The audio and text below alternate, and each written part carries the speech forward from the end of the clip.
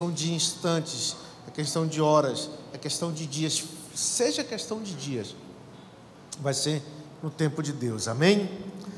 Essa manhã eu quero falar com você sobre o trono da graça. Nós sabemos que o nosso Senhor, Ele reina, diga amém. O Senhor reina, Ele é rei sobre todos, sobre tudo. A Bíblia diz que Deus, o Pai, lhe deu um nome que é sobre todo nome, na terra, debaixo da terra e nos céus. Amém?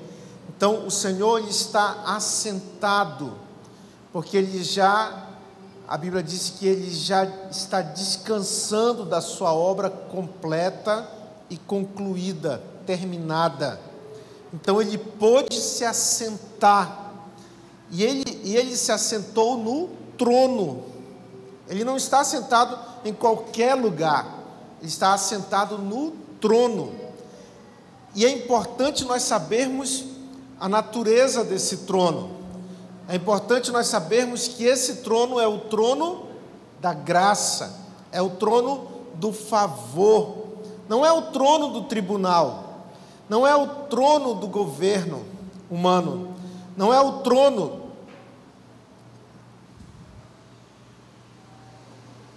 como muitos expressam, não é o trono do fórum, da justiça. Não, é o trono é o trono de onde vem o nosso favor. É o trono de onde vem aquilo que nós não merecemos.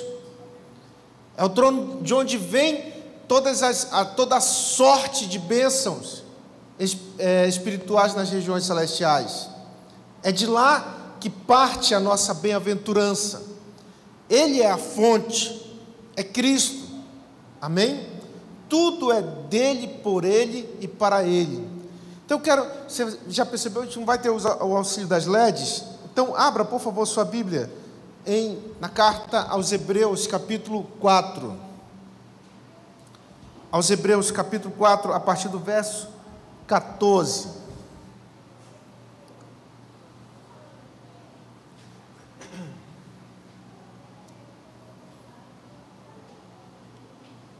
Amém? Todos achamos?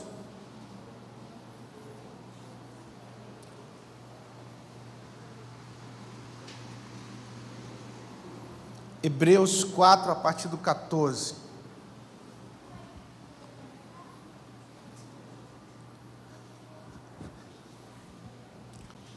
Tendo, pois, a Jesus, o Filho de Deus, como grande sumo sacerdote, que penetrou os céus, conservemos, agora fale bem alto, firmes a nossa confissão. Ok, porque não temos um sumo sacerdote que não possa compadecer-se das nossas, repita comigo, fraquezas. Ok, antes foi ele tentado em todas as coisas, a nossa semelhança, bem alto agora, mas sem pecado. Ok, acheguemo-nos, portanto, confiadamente, outra versão, com confiança, junto, bem alto, irmãos, junto ao trono da graça, ok? A fim de recebermos misericórdia e acharmos graça para socorro em ocasião oportuna. Amém? Queridos irmãos, Jesus Cristo, a tradução, o termo penetrou nos céus, ele rompeu os céus. Davi profetizou esse momento num salmo, de um dos salmos mais lindos, mais exuberantes de toda a Bíblia, um dos cânticos mais perfeitos, em que Davi declara a chegada de Jesus, canta a chegada de Jesus ressurreto, em que todas as hostes celestiais, os anjos eleitos, quem é eleito por desejo de alguém, Você sabe o que é eleição? Você pode estar gostando de quem governa o Brasil, você pode não estar gostando de quem governa o Brasil, mas ele está lá pelo desejo da maioria. Funciona assim, não é isso? Democracia é o desejo manifestado, é quase que a imposição legal do desejo da maioria. Não é isso que é democracia? Certo? Então, você também é eleito, diga amém. Amém. Você foi eleito, mas não pelo desejo da maioria, mas não pelo seu desejo. Talvez a maioria quisesse você no caminho do inferno. Talvez a maioria quisesse você no caminho da destruição. Mas teve uma pessoa, simplesmente, não tem como dizer simplesmente, a pessoa mais poderosa do universo resolveu te eleger. Foi desejo dele te eleger. E quem é eleito não pode ser tirado, diga amém. Você é por um processo de impeachment, mas não existe impeachment no céu, irmãos. Você sabia disso? Você pode ler a Bíblia 100 vezes e não existe impeachment no céu. E é por isso que Deus resolveu eleger os anjos. Anjos eleitos. E é por isso que Deus resolveu eleger você. Você é eleito pela vontade de Deus. Você não nasceu da carne, o teu eu espiritual não nasceu da carne, na vontade da carne, nem do sangue, mas do Espírito. Foi vontade de Deus te fazer de novo. Amém? Você é uma pessoa que veio do desejo, da vontade dele ter você como filha, como filho. Assim são os anjos. Então Davi fala dos anjos eleitos todos, e se ouve no céu a chegada, isso já aconteceu, quando Jesus subiu aos céus, quando à vista dos irmãos que estavam lá na praia e viram a sua ascensão, a Bíblia diz que de lá a gente só pode observar a profecia, que ele sobe e o Pai devolve para ele toda a glória que ele possuía com o Pai antes da fundação do mundo. Então ele recebe de volta toda a sua glória, porque Jesus ele teve que se aniquilar da sua glória, você lembra?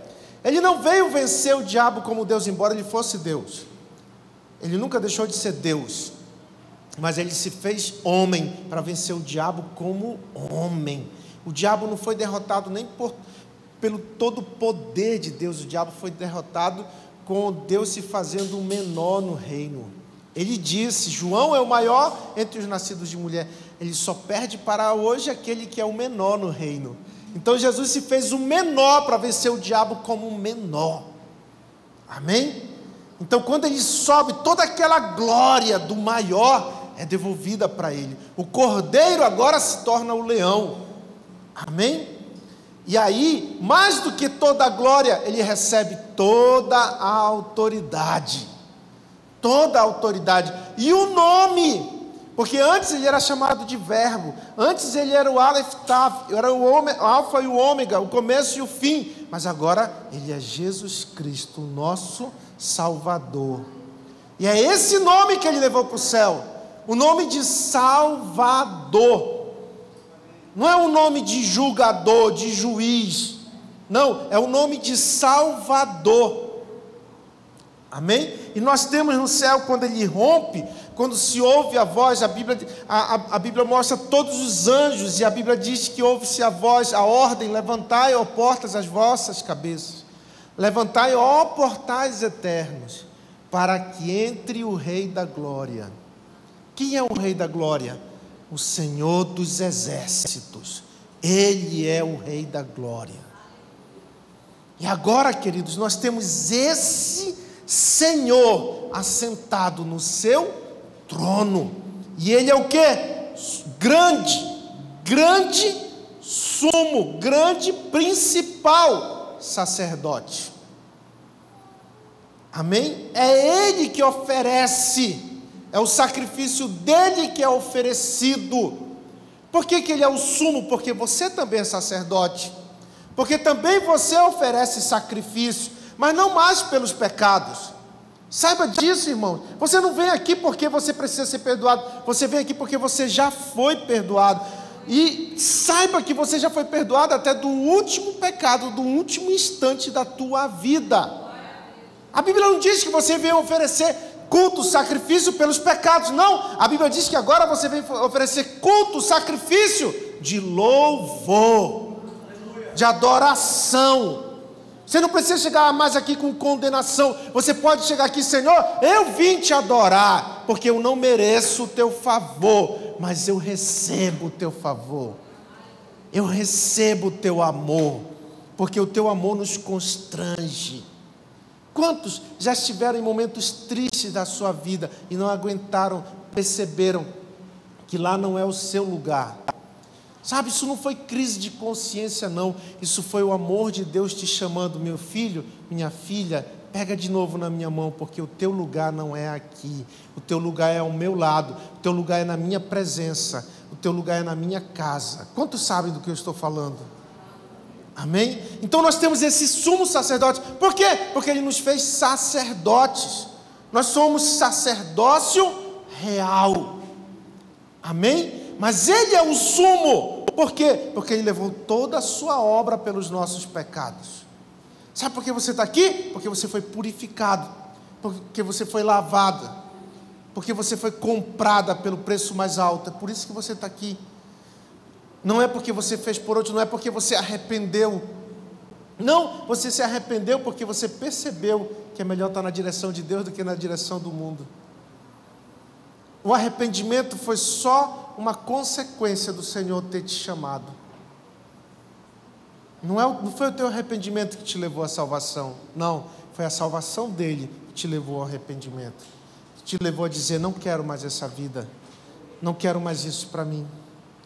Amém, irmãos? Então, o Senhor é o nosso sumo sacerdote.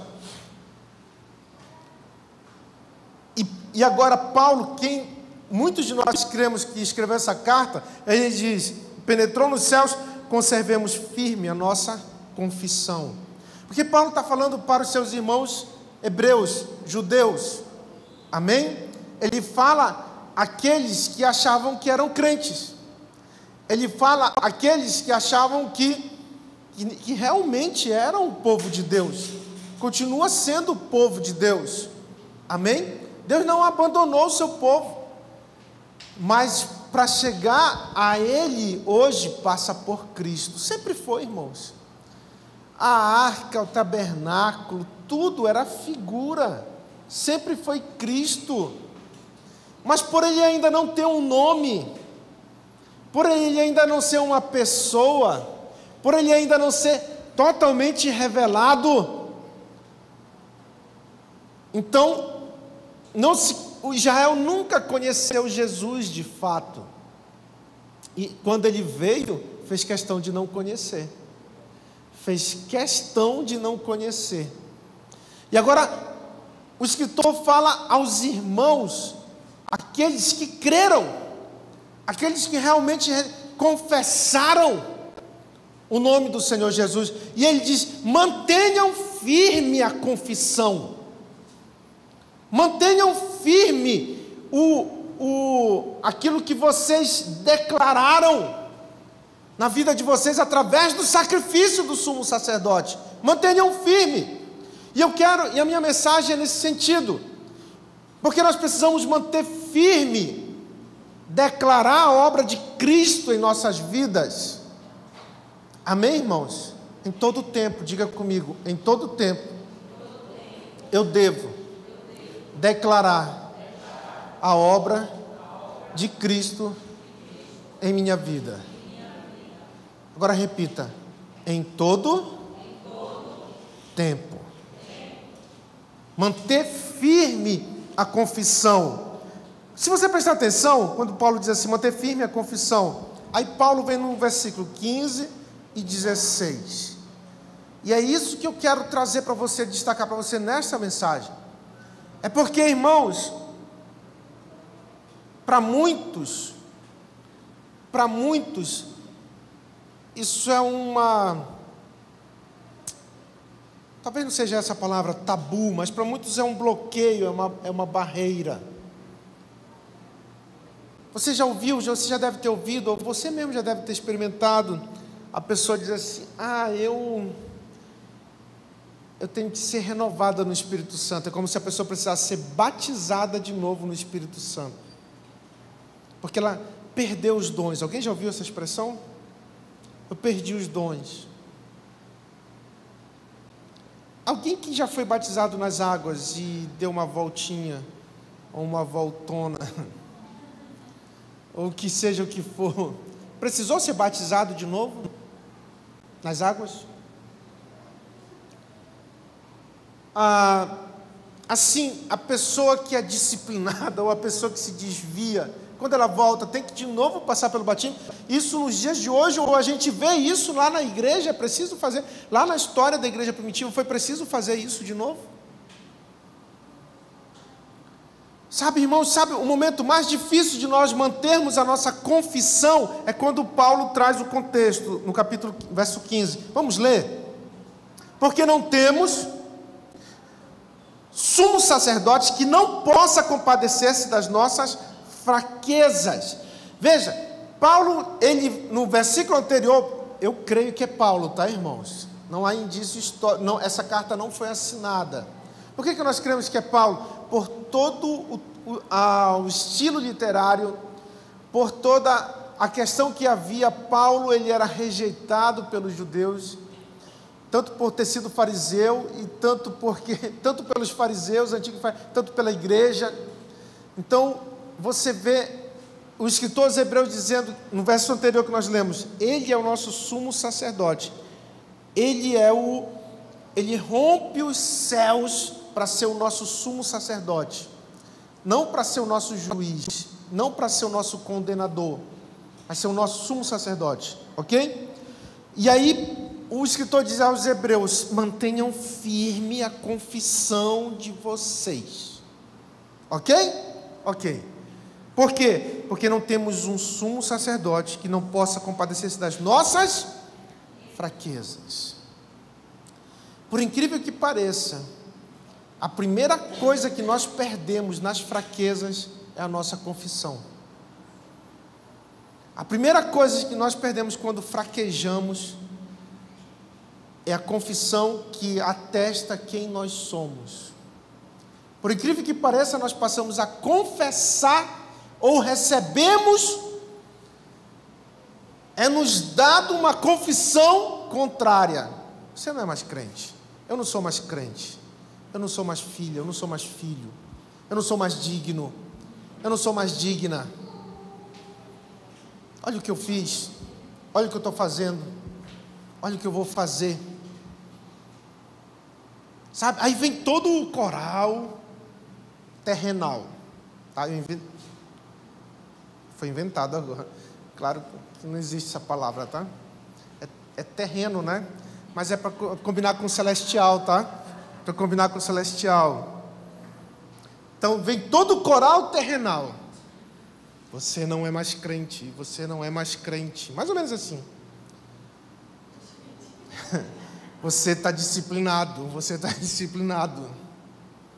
Na hora que você precisa dizer: eu sou filha de Deus, eu sou filho de Deus, eu vou manter a minha confissão.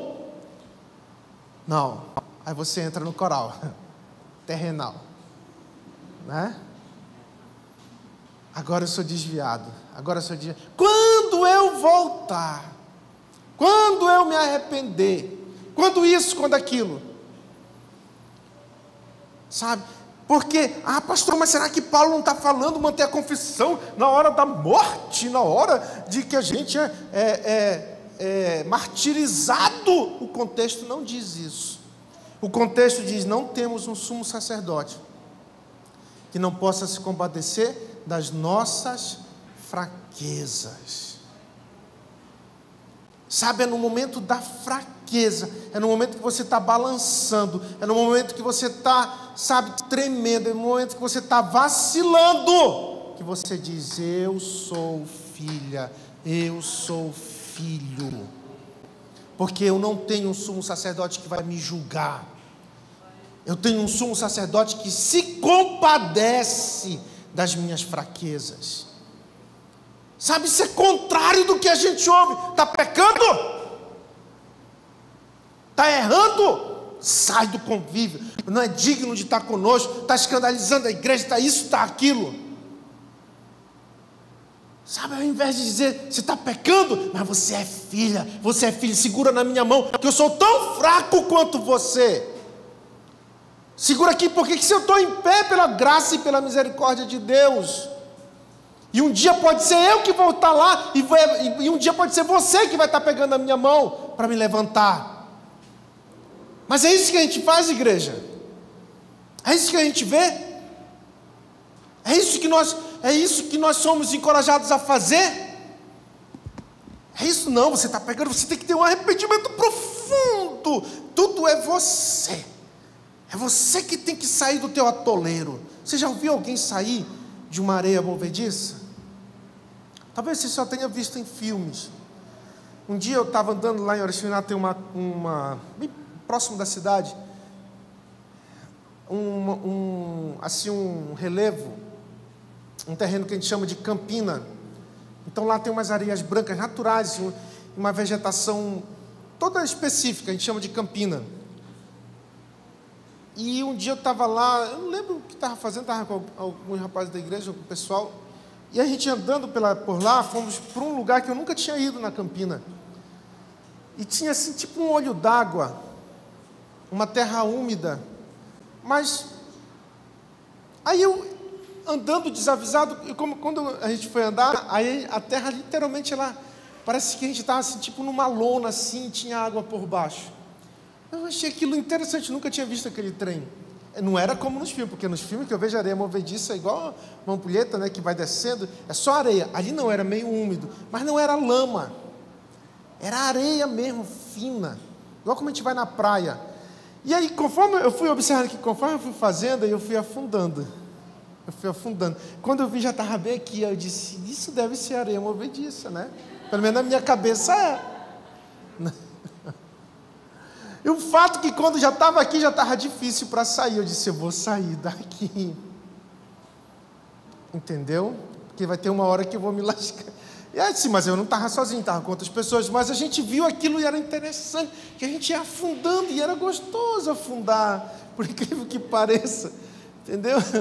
Era um negócio meio estranho.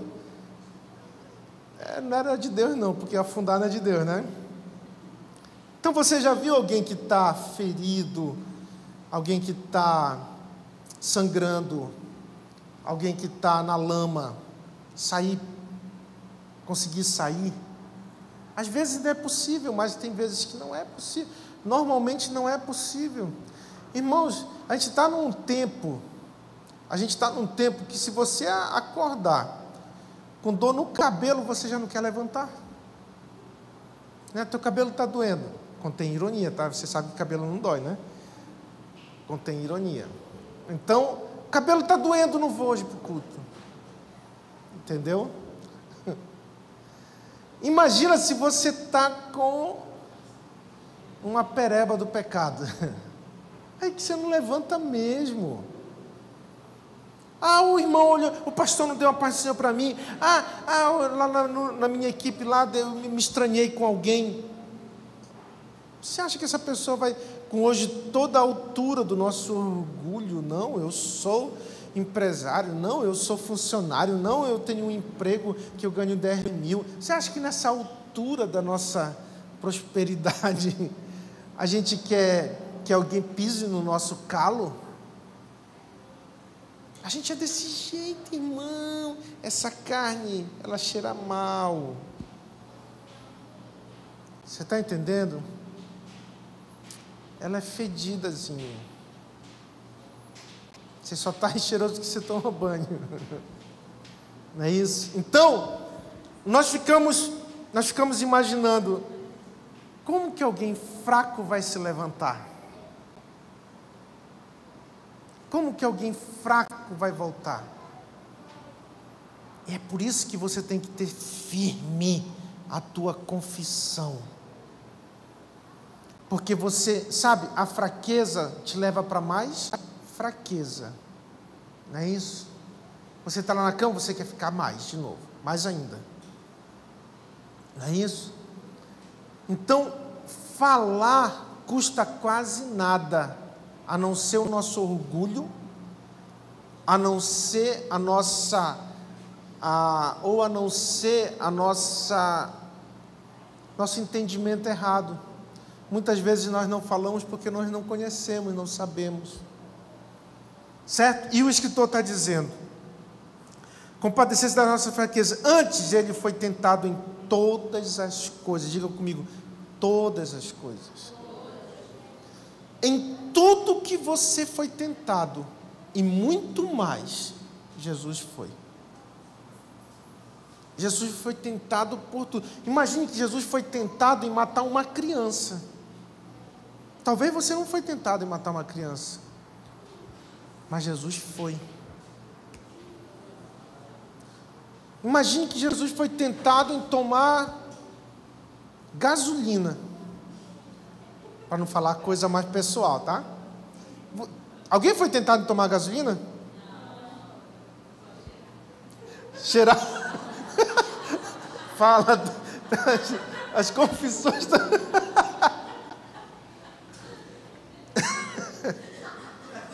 Pois é, Jesus foi tentado nesse negócio. Você está entendendo? Tudo ele foi tentado. Você não assusta Jesus com o teu pecado. Teu pecado, o que você faz não assusta Jesus. O que você faz não dá nojinho para ele. A diferença é que ele não pecou. Essa é toda a diferença. Mas, irmãos, por incrível que pareça, aquilo que poderia ser contrário a nós, eu não pequei, eu não quero me misturar com essa gentalha. Ele podia falar assim, Jesus, não podia? Mas ele disse, não, porque o nosso pecado não contamina ele. Não se preocupe. A Bíblia diz que Jesus tocava no leproso, não, a lepra não ia, toca no leproso. A gente sabe que é a saliva, né? Mas não é, mas qualquer proximidade, toca em alguém desse jeito para ver se alguém não corre um risco. Mas Jesus tocava, e quando ele tocava no leproso, não era ele que ficava leproso, era o leproso que ficava são, era o leproso que ficava curado. Sabe, o que você faz não vai contaminar Jesus, é ele que vai te curar com a santidade dele. É ele que vai transmitir aquilo que vai te restaurar através do sangue dele. Você está entendendo? Quantos estão entendendo? Ele foi tentado em tudo. Jesus sabe de todos os pecados, até aqueles que você não imagina. Não imagina. Tudo. Porque você, presta atenção, não existe pecado novo. Não existe. Existe a forma nova de pecar o mesmo pecado. Vou te dar só um exemplo, é meio tórrido, tá? Ter cuidado com as crianças. Assim, existe o adultério, não existe? Adultério é uma relação consanguínea, correto? Não é isso? Ilegal, irregular, fora da aliança e tudo. Relação consanguínea. Existe uma nova forma de pecar, né? Virtualmente, de adulterar virtualmente. Mas já existia outra virtual na mente. Hoje o computador só facilita, hoje o telefone só facilita, mas já existia na mente. Então o pecado é o mesmo, só a forma que varia. Porque alguém pode dizer que Jesus é atrasado. Não, irmão, Jesus é antes de tudo e é depois de tudo. Tudo ele sabe. Agora o verso 16. Vamos ler juntos? Hebreus 4,16. 1, 2, 3.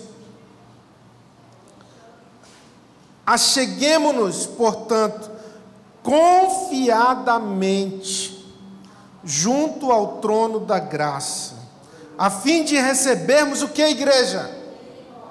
E Para o quê?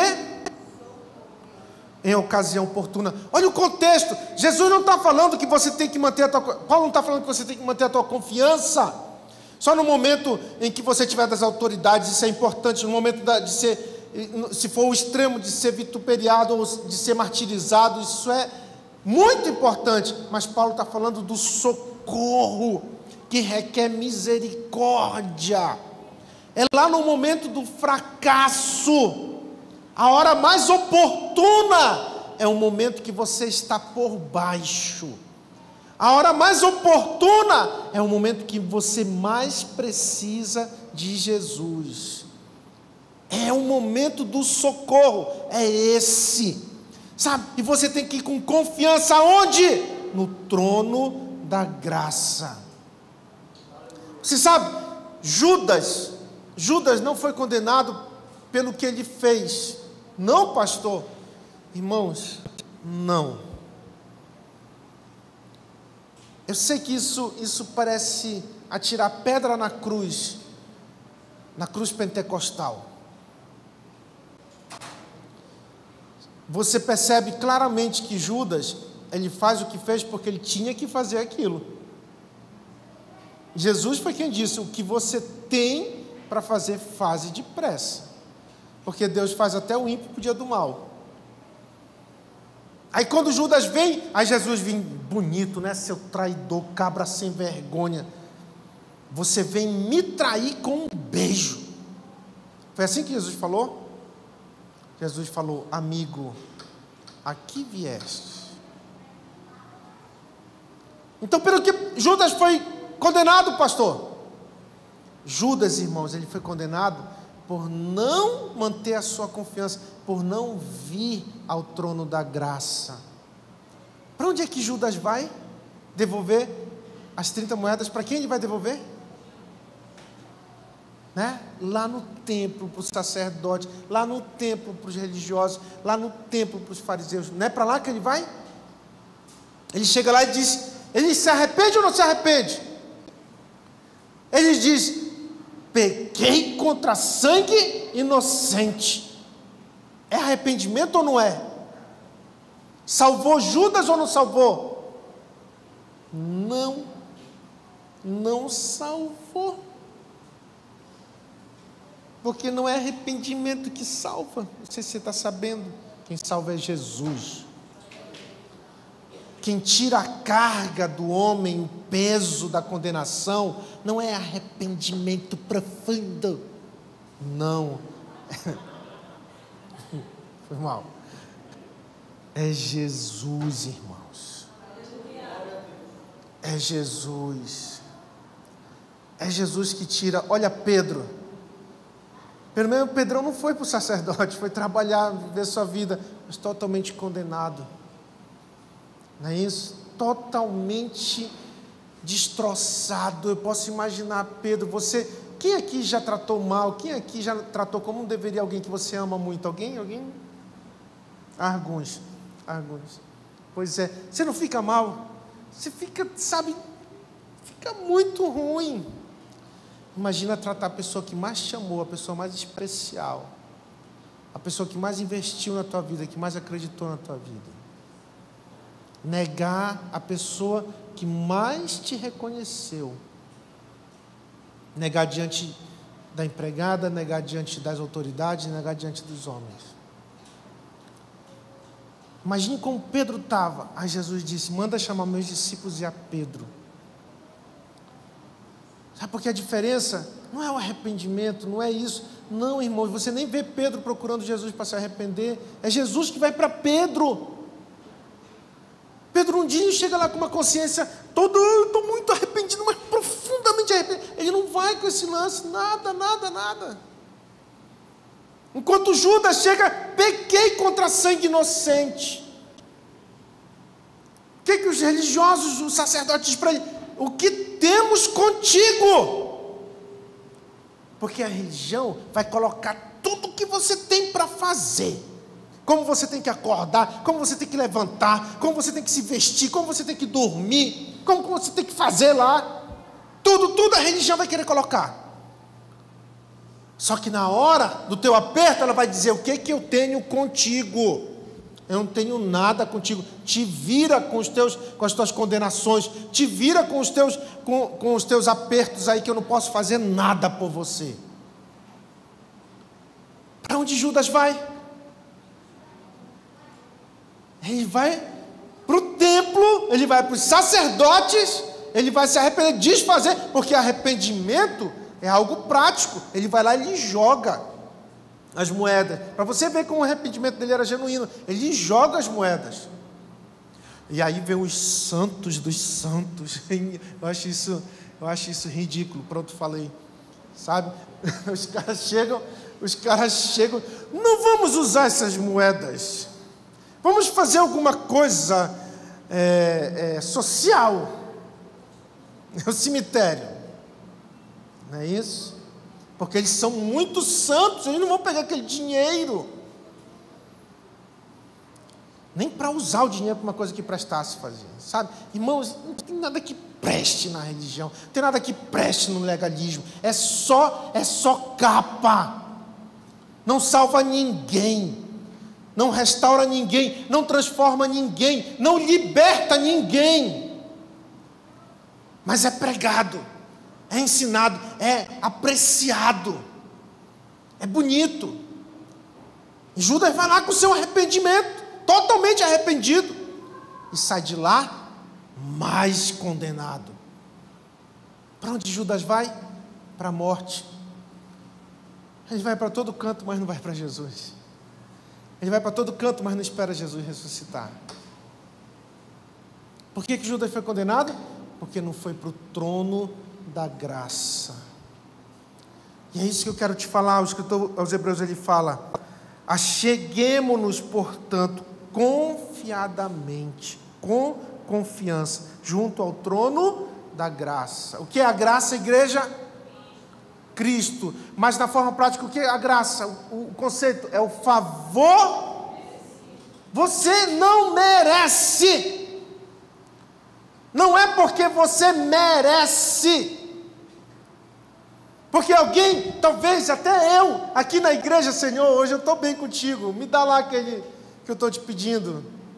Faz algum sentido, não faz?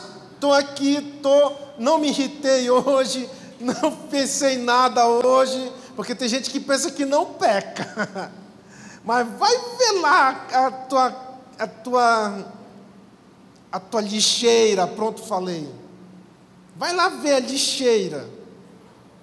Mas não pequei, não saiu da minha boca nenhuma palavra, não, meus olhos não viram nada, meus ouvidos só ouvem o gospel não, que o gospel também é mundano, só ouve. Então, mas e o dia que você fez caquinha? Pastor, hoje não dá para orar. Hoje não dá para orar. Olha aí, não vou nem dizer o que eu fiz. Não dá. Mas aí é que você tem que orar, porque não é o trono da justiça, não é o trono do governo, não é o trono do tribunal, é o trono da graça, é o trono do favor que você não merece. Se você merece, nem vai, não é para você. Se você merece, agora se você não merece, seja o primeiro da fila. Vá com confiança. Ah, mas estão dizendo isso, pregaram isso para falar que não, irmãos, importa mais o que? A Bíblia, ou importa o que falam? Quem é que vai te salvar? É a Bíblia ou são os homens? Ou é a religião? Ou é a igreja? Quem é que vai te salvar no final dos contos? Por quê? Porque a Bíblia diz o seguinte: porque muita gente pega esse texto e vai colocar tudo no país das fantasias gospel. A Bíblia não é um livro de fantasia. A Bíblia não é um livro de historinha. A Bíblia é o próprio Senhor Jesus. É a verdade. E está escrito: confiadamente junto ao trono da graça, a fim de recebermos misericórdia. Quando você está fazendo tudo certo, você precisa de misericórdia? Alguém precisa de misericórdia por fazer as coisas certas, irmãos? Você fez a coisa certa, vou te castigar, você precisa de misericórdia. Pede pinico. Não, perdão, senhor. Pede misericórdia. Você fez tudo certo, você precisa de misericórdia? Você não precisa. Entendeu? Você fez tudo certo, você precisa de um favor que você não merece? Mas o texto é muito claro: socorro. Amém? Para socorro em ocasião oportuna. Sabe qual é a ocasião oportuna? É a ocasião da tua maior fraqueza. É a ocasião do teu maior fracasso. É na tua maior queda que vem a maior graça, o maior favor, a maior misericórdia. Quantos estão entendendo? Quantos recebem essa palavra? Às vezes a gente entende, irmãos. A nossa dificuldade, nós somos muito inteligentes. Nossa dificuldade não é de entender. Acontece que na hora que a palavra quer entrar, a gente entende aqui, certo? É aqui que eu estou em raciocínio. Mas a palavra precisa habitar aqui. Então, na hora que você entende, mas aí vem tudo o que você aprendeu, o que você ouviu, o que se tornou crença, o que se tornou tabu, o que se tornou dogma, e aí não baixa para cá. E aí você não crê, porque a Bíblia diz: se com teu coração creres, não é com a tua mente, é com teu coração. Sabe, isso também é o inverso, e é maravilhoso, porque quantos aqui já creram em coisas que não entendem? Às vezes é melhor você nem entender, mas se você crer, você será salvo. Eu não entendo porque Deus abençoa o pastor Luiz, eu não entendo porque Deus abençoa o Otimar, eu não entendo porque Deus abençoa a Duda, eu não entendo, você só precisa crer. Sabe, porque muitas vezes quando nós entendemos, não baixa para cá. Então você precisa receber, saber que não é pelo que você faz, o que você fez ou o que você deixou de fazer, mas é pelo que Ele fez. Quero terminar essa mensagem, e assim, irmãos, eu digo para vocês, eu repito sempre, os jovens sabem disso. Desde que eu me entendo por gente, eu sempre vivi a graça de Deus. Quando eu fui encametar assim, eu não consigo explicar, não foi nada assim, eu não saí correndo na rua, eu não fiquei maluco, eu não perdi, sabe, o senso, mas eu fiquei assim, irmão, maravilhado, porque eu lembrei do dia que o Senhor me visitou pela primeira vez. É um dia que eu nunca vou esquecer na minha vida. Teve um momento da minha vida, já na minha juventude, hoje o Luiz colocou um vídeo muito forte, não sei quem foi que assistiu, de Deus dizer não. Eu lembro de eu dizer, talvez eu não cheguei aos extremos que aquela moça chegou, mas eu cheguei a dizer para Deus: Deus, eu quero pecar, eu quero me perder, depois eu volto. Olha a maluquice que passava na minha cabeça. E é como se eu também escutasse de Deus: não. Então eu vivia a graça de Deus, o favor que eu não merecia, mas eu não sabia explicar, eu não sabia pregar. Mas eu vivia, eu acreditava, eu sabia que Deus, o que eu não merecia eu vivia, e aquilo que eu merecia o Senhor me poupava. E quando vinham consequências, porque consequências vêm, pecado não é negócio para crente. Pecado custa preço, salvação não custa, pecado custa. Você está entendendo? Então, eu não sabia explicar, eu dizia: Senhor, como pode ser? E algo que eu aprendi de Deus, isso foi pessoal, irmãos, isso foi pessoal. Algo que eu aprendi de Deus foi a valorizar o que Ele fez, e não o que eu faço. E pode parecer estranho eu falar isso para você, pode parecer: mas pastor, isso é lógico. Mas olha só, quantas vezes nós valorizamos E engraçado é que a gente tem uma capacidade de valorizar tudo que a gente faz. Quando eu digo tudo, é tudo mesmo. Hoje eu cheguei cedo, Deus. Hoje eu não atrasei. Será que o pastor não percebeu que eu não atrasei? Você sabe do que eu estou falando. Mas eu disse que a gente tem o costume de valorizar tudo. Aí você não. Digamos que eu fiz lá a minha caquinha. Pisei na bola. Quando sabe que o pastor também peca. Obrigado por vocês me amarem. Porque eu sou igual a vocês. Se não fosse a graça e a misericórdia de Deus. Não é que eu não seria nem pastor, eu não estaria nem vivo. Nem vivo eu estaria. Eu tenho plena convicção disso.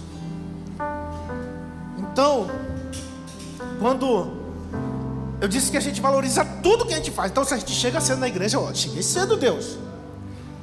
Mas aí você errou. Foi lá, deixou de vir para a igreja para assistir o Flamengo. Pronto, falei. Pecado grave. Você deixou de vir para a igreja para ver o Flamengo ou o Palmeiras. Mais grave ainda. Por isso que eu fui tratar da obra de Deus. E Deus me honrou. Lá no culto eu vi o resultado. Glória. Senhor, obrigado porque o Senhor honrou o teu servo. Não sou que nem esses.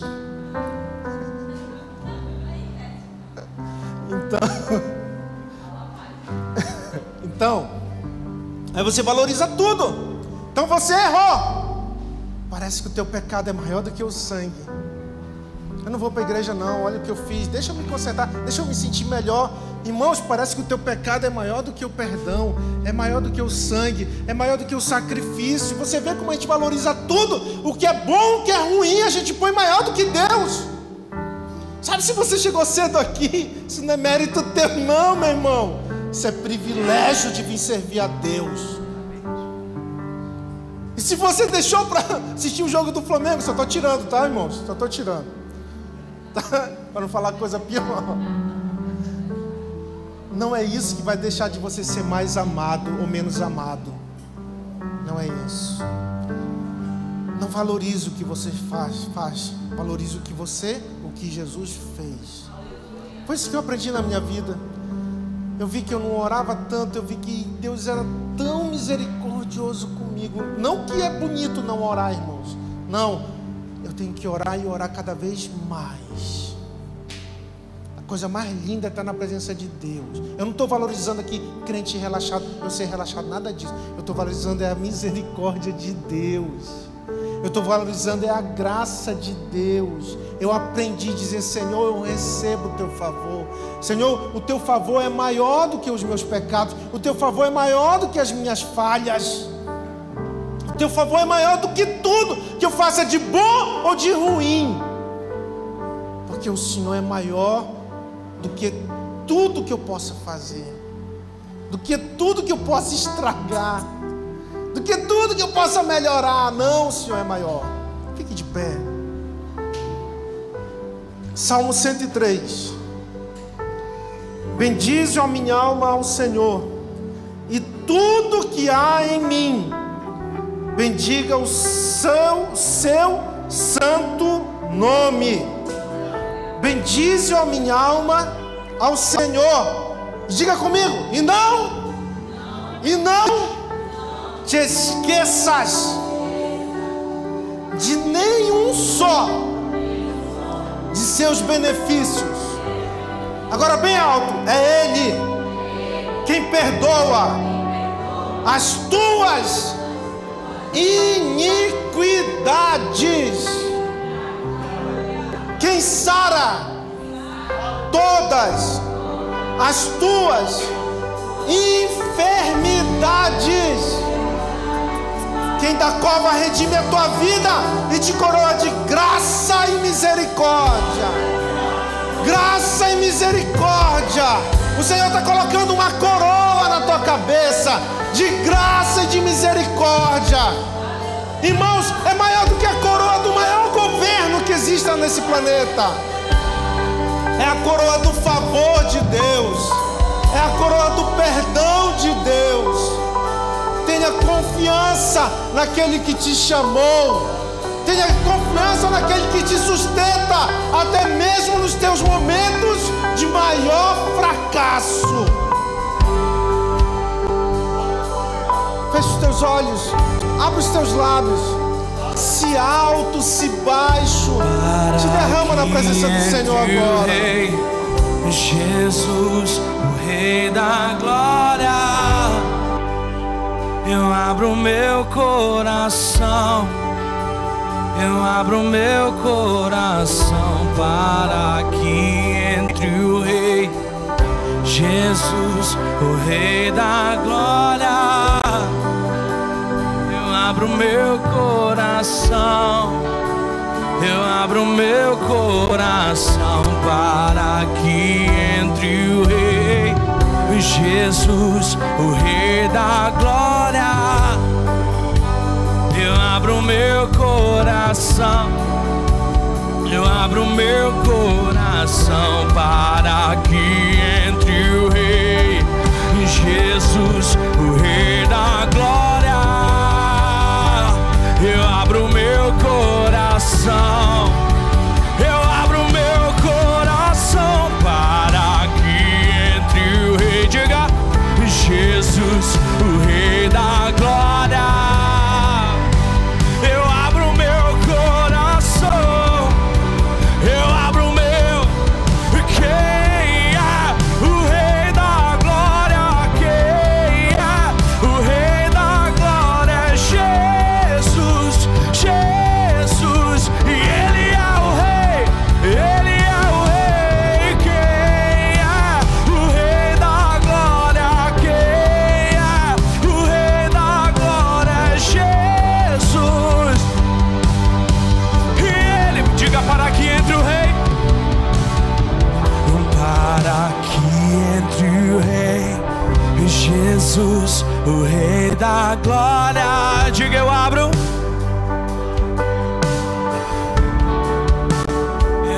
meu coração para que entre Jesus. Eu abro meu coração, eu abro meu coração para que entre o Rei, Jesus, o Rei da Glória. Diga, eu abro meu coração para que entre o Rei.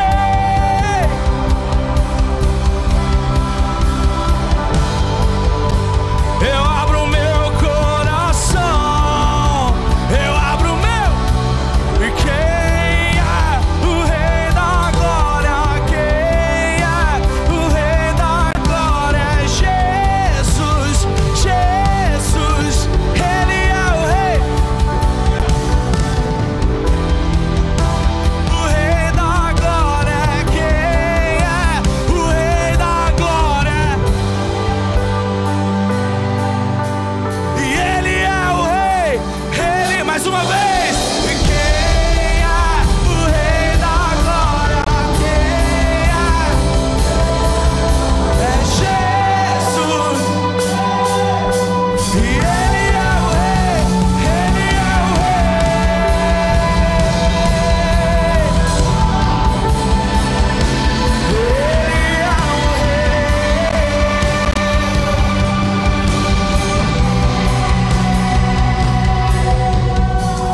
Se há alguém que precisa se consertar com Jesus, se há alguém que precisa se derramar na presença do Senhor, venha, nós vamos orar em instantes.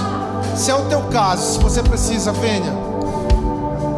Nós vamos encerrar agora. E eu assim, eu não vou nem pedir para você, porque eu tenho fé que você deixou que essa palavra entre no teu coração.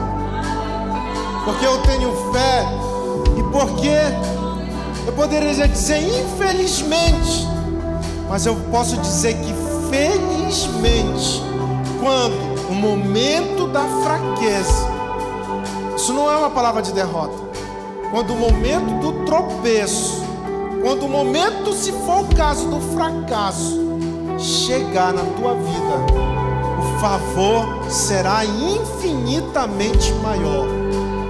A misericórdia será infinitamente maior na tua vida. Mantenha a sua confissão. Você é filha, você é filho. Bote o diabo para correr. Coloca o pecado por terra. Você é herdeira, você é herdeiro. Você tem o DNA do Pai, porque o Filho te gerou pelo seu sangue. E você não é obra de carne e nem de sangue, você é obra do Espírito de Deus. Quando Ele soprou, a vida eterna entrou. E agora você é eleito, você é eleita. Não existe impeachment no céu. Você é irrevogável. A eleição do Senhor é irrevogável. Põe a mão no seu coração. Pai, eu te agradeço, Senhor, por esta manhã na tua presença. Pai, eu te agradeço por cada vida, por cada filha, por cada filho. Pai, eu te agradeço, Senhor, porque o Senhor nos dirigiu no louvor, na adoração, porque a tua presença foi real neste lugar. Essa casa é tua, ela se chama pelo teu nome. Guarda, Senhor, essa igreja que te pertence. Guarda cada vida, cada família, cada casamento.